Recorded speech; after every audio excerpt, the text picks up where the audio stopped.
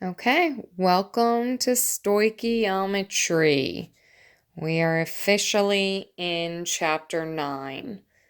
Okay, with stoichiometry, this is where you're going to want to take out your mole island that you got earlier in the year.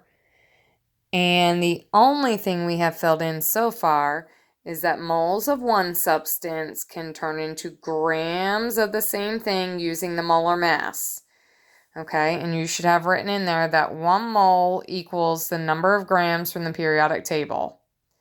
Then we also have a conversion line going from moles to pieces. Okay, so moles of one substance can turn into the pieces of the same substance. Remember, pieces is Avogadro's number, and the name next to that is going to depend on what the substance originally was. So if this substance originally was an element, then they're going to call the pieces atoms. Covalent bonds are going to be called molecules, and ionic bonds, ignore the plus sign there, is going to be called formula units. Okay, and remember the way we do that is we say that 1 mole equals 6.02 times 10 to the 23rd pieces. Okay, that is the only thing we know so far. Okay, some of you actually went in and filled over the same thing over here on the right-hand side earlier in the semester. Okay, so moles of B can turn into grams of B. They're obviously the same substance. The letter represents the substance. Again, molar mass, 1 mole is some number of grams from the periodic table. And moles of B, some substance, can turn into the pieces of that same substance, again using Avogadro's number. All right, the big main thing you are learning in this chapter is right here in the middle. We now can change from moles of one substance into moles of a completely different substance.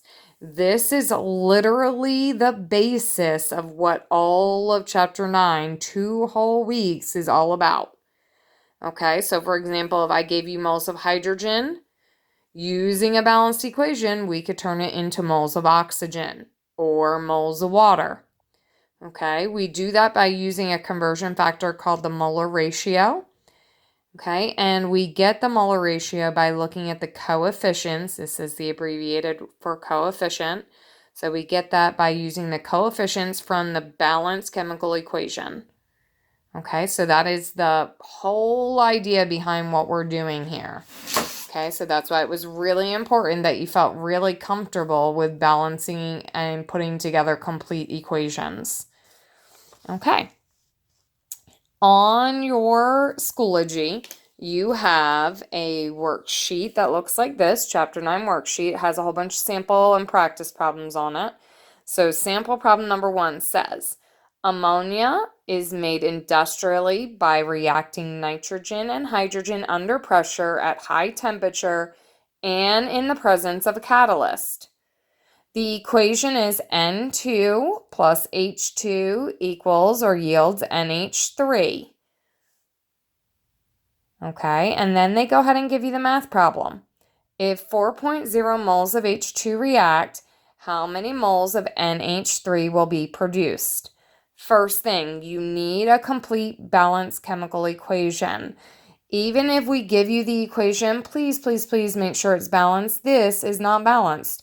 You have 2 nitrogens on the left, 1 on the right. You have 2 hydrogens on the left. You have 3 on the right. So the first thing we have to do in all of these problems is write a complete balanced chemical equation. You can see I already did that for you. Sometimes these problems are going to be nice, the worksheets, the textbook, and they're going to give you a balanced equation already. Okay? Sometimes they're not. This one at least is nice in that it gives you the equation. Sometimes you're going to have to write the equation from scratch. So for example, it tells you here how ammonia is made. Nitrogen and hydrogen react to make ammonia.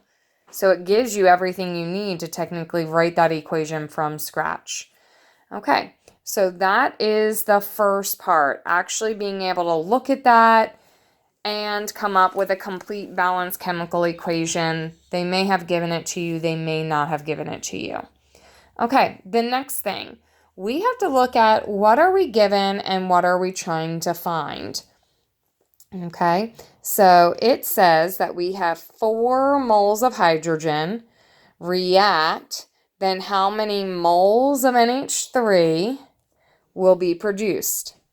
First of all, some of you know that you get caught up in the words of word problems. Do not do that. Okay, write down given 4.0 moles of H2. Okay, and then write down what you're looking for.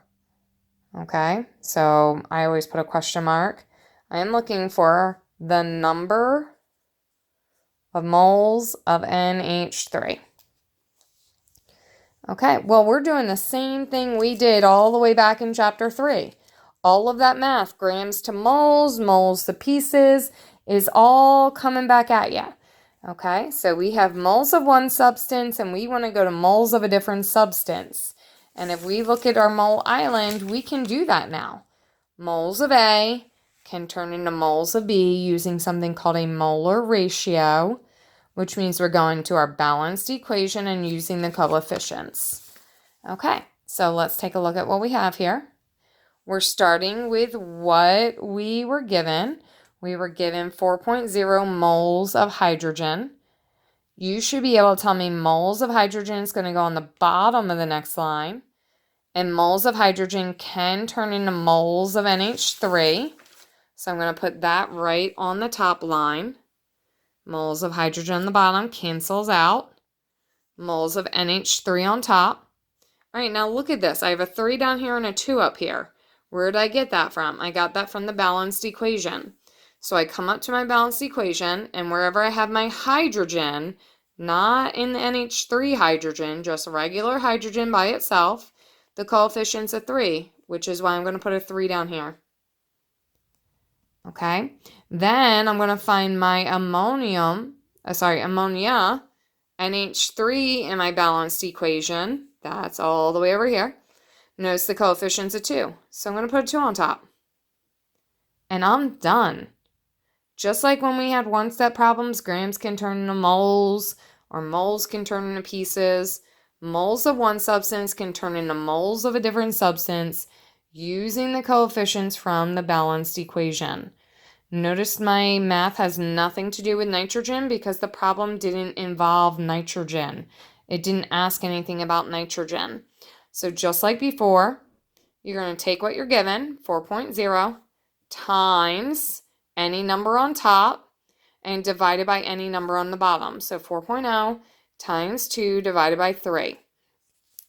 My moles of hydrogen can cancel out. I'm left with moles of NH3, which, as you can see up here, is what I'm trying to find. My answer, I want 2 significant digits. Why? Because the number 4.0 has 2 significant digits.